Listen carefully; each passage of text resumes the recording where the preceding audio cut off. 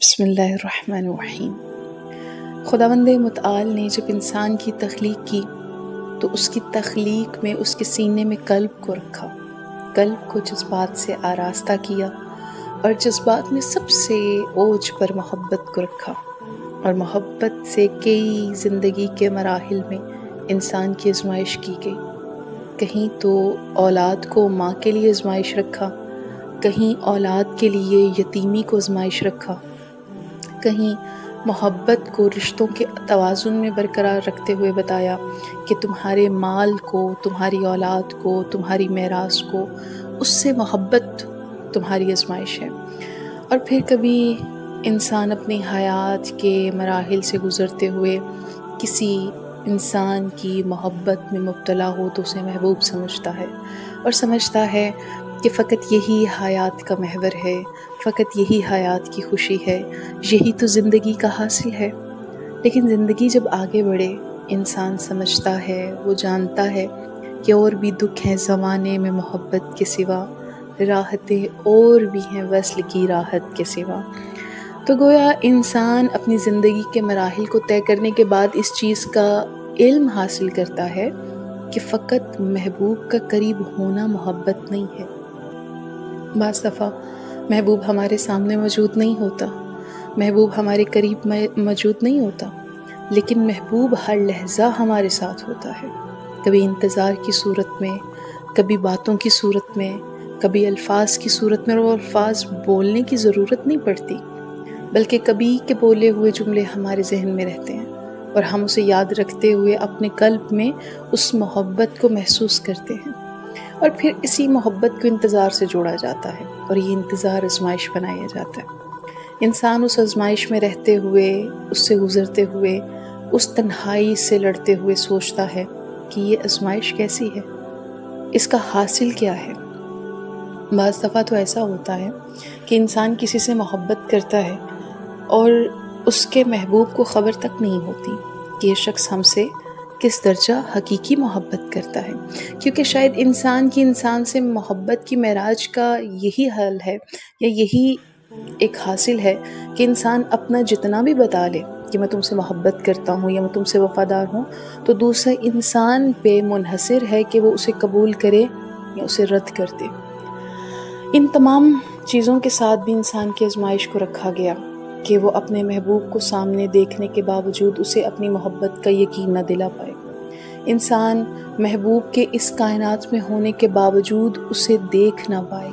محبوب دور ہو اور دل میں اس کی محبت ہو، اور محبت بھی پاکیزہ ہو۔ تو ایسی صورت میں وہ کون ہے کہ جو اس چیز کا حق رکھتا ہے کہ ہماری اس متبرک اور خالص محبت کا حقدار ہو؟ کون ہو سکتا ہے کہ جو لاریب بھی ہو اور بے عیب بھی ہو؟ کون ہے ایسا کہ جس کے وجود سے ہم محبت کریں تو وہ ہماری محبت کو رد نہ کرے؟ کیونکہ اگر ہم انسان ہو کے کسی انسان سے محبت کریں تو وہ تو ہماری محبت کو رد کر دے گا اگر اسے ہم پسند نہیں ہوں گے۔ لیکن خدا نے جب اس کو آزمائش رکھا ہے تو ہم اس سے جب رد ہوتے ہیں تو ہمارا دل دکھی ہوتا ہے، ہم آہ و بکا کرتے ہیں، خداوند متعال کی بارگاہ میں گلہ بھی کرتے ہیں، شکوہ بھی کرتے ہیں۔ لیکن چونکہ یہ محبت ہے تو آزمائش ہے۔ لیکن ان تمام مراحل کے باوجود کوئی تو ایسا ہوگا جس سے جب محبت کی جائے تو وہ ہمیں رد نہ کرے، ہمیں چھوڑے نہیں، ہم سے دور نہ جائے، بلکہ اگر ہم اس سے غافل ہوں تو وہ ہم سے غافل نہ ہو۔ تو ایسا کون ہے کہ جو ہماری بے رخی، ہمارے غافل ہونے کے باوجود ہم سے محبت رکھتا ہے؟ یقیناً اس زمین پر کوئی ایسی حجت تو موجود ہے کہ جس کے بارے میں خدا نے کہا تمہاری رہبری کرنے کے لیے، تمہارا ساتھ دینے کے لیے، جب تمہارا دل ٹوٹ جائے تمہیں تھامنے کے لیے ہم نے اس رہبر کو زمین پر حجت خدا بنا کر رکھا۔ کون ہے ایسا جس سے ہم غافل ہیں لیکن وہ ہم سے غافل نہیں؟ کون ہے ایسا کہ اگر ہم اپنی دل میں اس کی محبت کو اس درجہ محسوس نہ کریں جو اس کی محبت کا حق ہے، پھر بھی وہ ہم سے محبت کرے اور ہم سے محبت کا بارہا مقامات پر ہمارا ساتھ دے کر اس محبت کے ساتھ گئے؟ کون ہے ایسا؟ یقیناً وہی حجت خدا، وہی یوسف زہرا جو حق رکھتے ہیں کہ ہم ان سے محبت کریں، اور وہ کبھی بھی ہماری محبت کو رد نہیں کرتے، وہ کبھی ہماری محبتوں پہ شک نہیں کرتے، کیونکہ وہ ہمیں ہمارے خلوص اور نیت تک جانتے ہیں۔ ہم کسی بھی انسان کو جب یہ کہیں کہ ہم اس سے محبت کرتے ہیں تو یقیناً اس کے قلب کے اندر شک کی گرہیں ہوں گی، لیکن امام سے جب ہم کہیں مولا ہم آپ سے محبت کرتے ہیں، تو امام ہماری نیت، ہماری سوچ، ہماری فکر سمیت ہمیں جانتے ہیں کہ ہم کس درجہ امام سے مخلص ہیں اور کس معراج پہ اپنے امام سے محبت کرتے ہیں۔ خدا ہمیں